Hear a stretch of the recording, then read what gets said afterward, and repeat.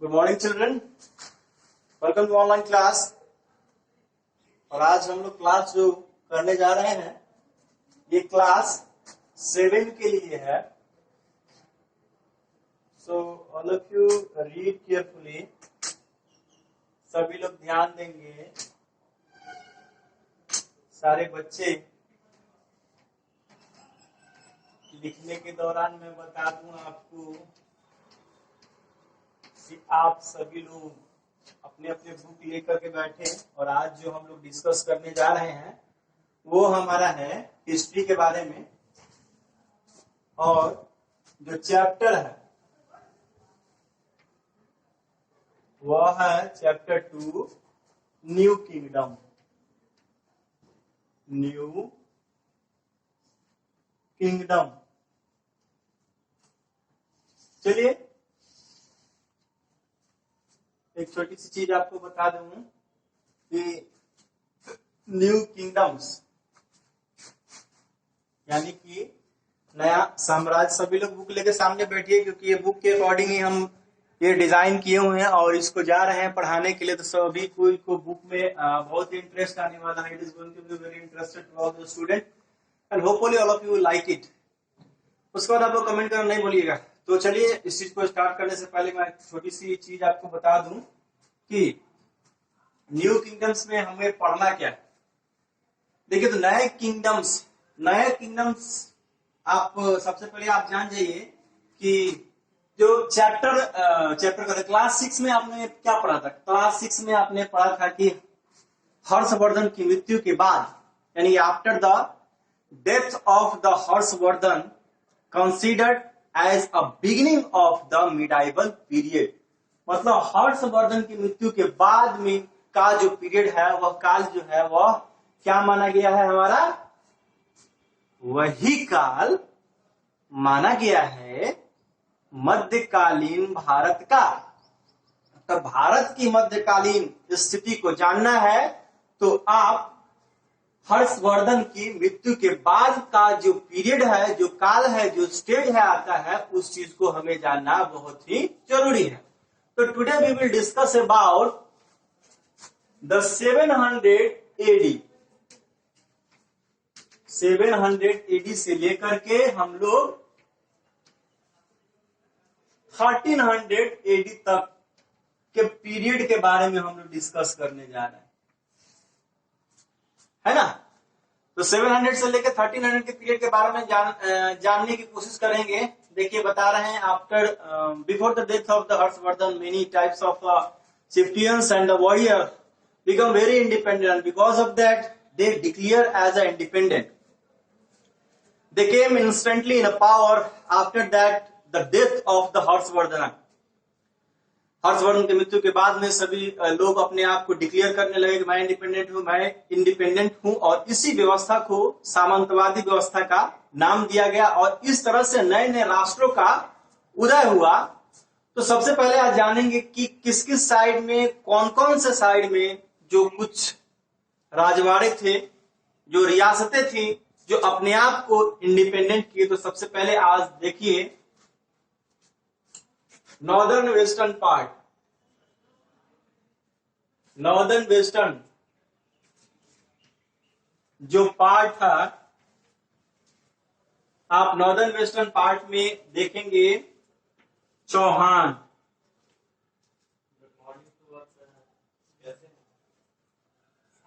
ठीक है, चौहान थे, प्रतिहार थे,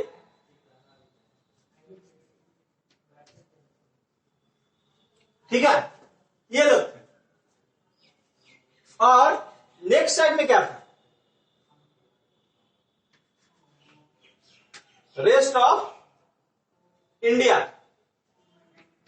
रेस्ट ऑफ इंडिया में किसका था भाई, चालुक्यास का।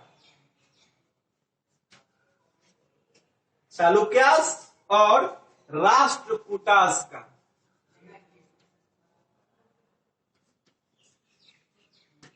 चलिए,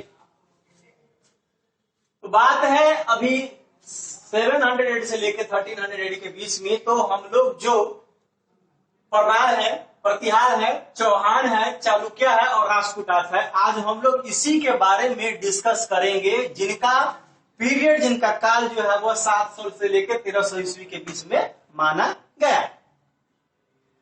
तो इसमें बहुत सारे जो राजा थे, महाराजा थे, उन्होंने अपने आप को इंडिपेंडेंट किया, उन्होंने अपने आप को इंडिपेंडेंट बनाया।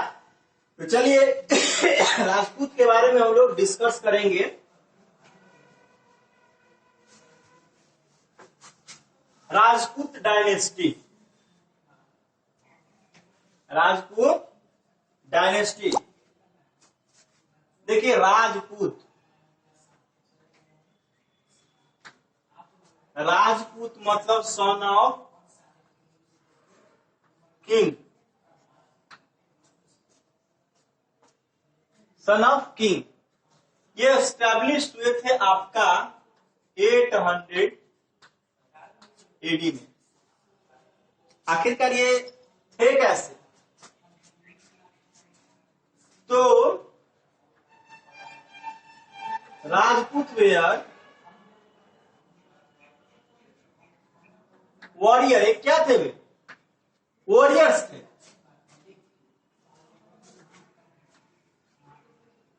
दे गिव देयर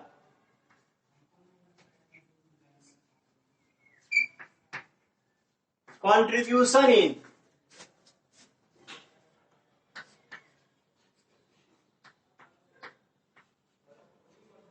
पॉलिटिकल है और कल्चर।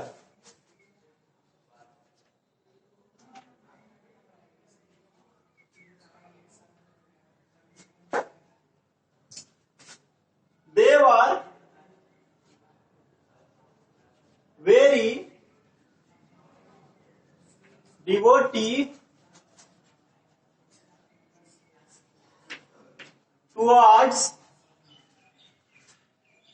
country और मदरलैंड। मैं लिखने के साथ साथ बोलते भी जा रहा हूं ताकि आपको अगर प्रॉब्लम हो इसमें तो आप फिर से रिवाइंड कर सके। ठीक है, मेरी आवाज भी क्लियर होगी। देवर हिंदू, देवर Hindu.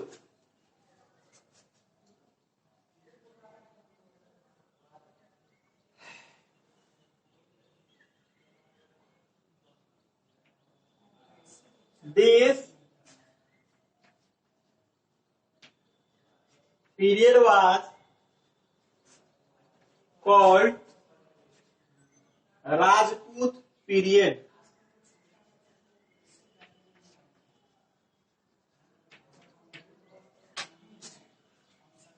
So all of you, आप सभी लोग इसे उतार ले, बढ़िया तरह देख ले, समझ ले। तो बात कर रहे हैं आज हम राजा का पुत्र, राजपुत्र के बारे में, राज emerge of the new dynasty के बारे में, राजपूत के बारे में आज हम लोग बात कर रहे हैं। राजपूत यानी कि राजा का पुत्र। पहले तो इनका जो साम्राज्य का विस्तारीकरण जो है प्रारंभ माना जाता है 800 एडी। ठीक है, 800 एडी माना गया है। ये राजपूत को जो है एक वॉरियर माना जाता था। वॉरियर मतलब वह लोग होते हैं जो अपने मातृभूमि की रक्षा के लिए सर्वस्व न्यौछावर कर देते हैं। मतलब इनमें वह सारी भावनाएं होती हैं जो एक राष्ट्र हित में होती है। मतलब राष्ट्र के हित के लिए जो भावनाएं होती है उसको राष्ट्र हित कहा जाता है। And they give their contribution in the political and culture। वो चाहे पॉलिटिकल हो चाहे कल्चर हो, इन्होंने अपना कंट्रीब्यूशन बढ़ चढ़ के किया। They always ready to give to sacrifice their life for their motherland, for their country। वे हमेशा इस बात के लिए तैयार रखते थे अपने आप को, अपनी मातृभूमि के लिए, अपने देश के लिए, हर चीज को सर्वस्व न्यौछावर करने के लिए तैयार रहते थे। दे वर हिंदू, और वो हिंदू थे। The period where called the Rajput, और इस पीरियड को, इस काल को राजपूत पीरियड का नाम दिया गया है और राजपूत पीरियड कहा गया है। ठीक है, चलिए नेक्स्ट हम देखते हैं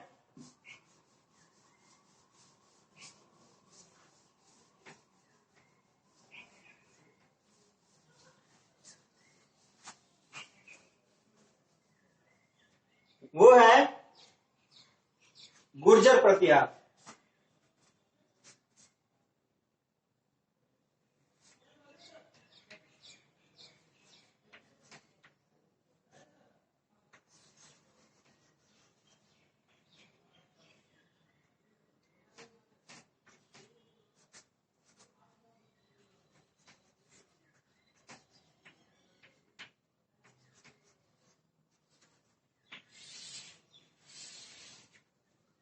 गुर्जर प्रतिहार के बारे में हम लोग बात कर रहे हैं। ठीक है, they were one of the most powerful, वो बहुत ही ज्यादा उस समय के पावरफुल राजा थे। ठीक है, वे they were called Kshatriya.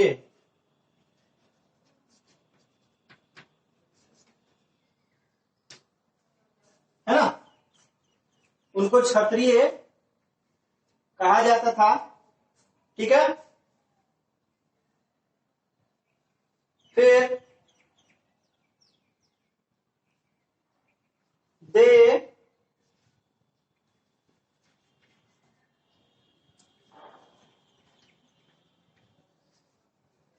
established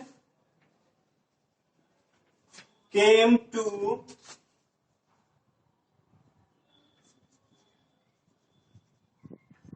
known as that the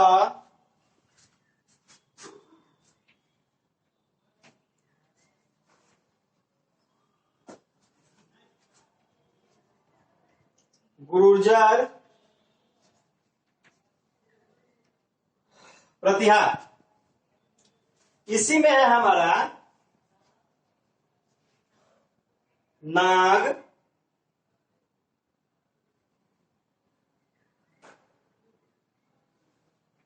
Bhatt प्रथम के बारे में, जिनका पीरियड है वह 730 से 756 लिया गया है। He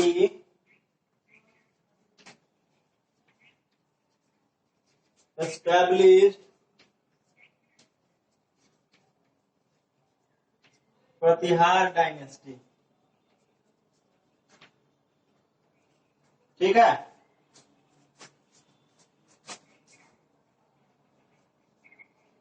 he controlled on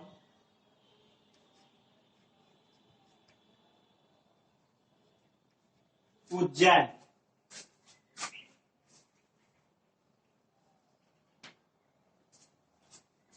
पहले आप सभी लोग उतारिए इसको।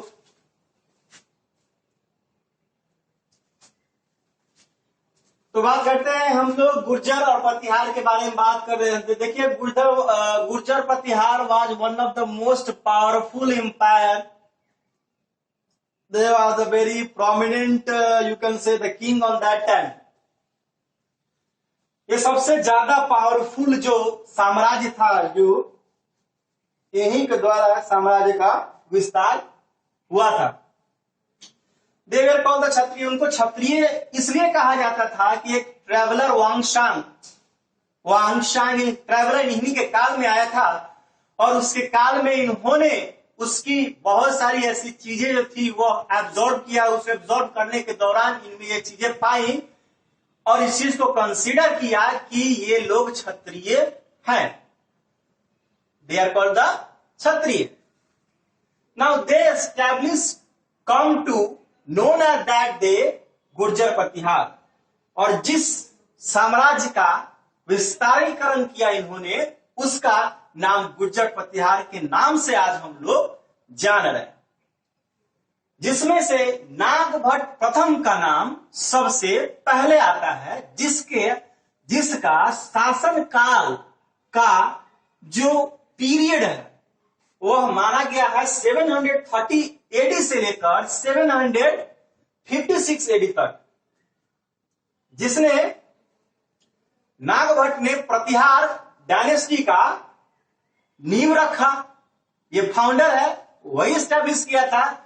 और इसका जो कंट्रोल था, इसका जो आधिपत्य था वह उज्जैन पर था। ठीक है, आज तक के लिए इतना ही स्टूडेंट। और नेक्स्ट क्लास में हम लोग बातें करेंगे नेक्स्ट चीजें की। ये आपका पार्ट 1 था, इस चीज को ध्यान में रखिएगा, ये आपका पार्ट 1 था। तब तक के लिए स्टूडेंट इतना ही। और नेक्स्ट पार्ट में हम लोग जानेंगे आगे करके चौहान के बारे में, फिर इन्वेशंस के बारे में। तो सभी लोग पढ़ लीजिएगा, एक बार अपने बुक को भी देख लीजिएगा और जितने सारे क्वेश्चन है उसको सॉर्ट आउट कर लीजिएगा। तब तक के लिए खुश रहिए, घर पे रहिए, सुरक्षित रहिए। जय हिंद, जय भारत।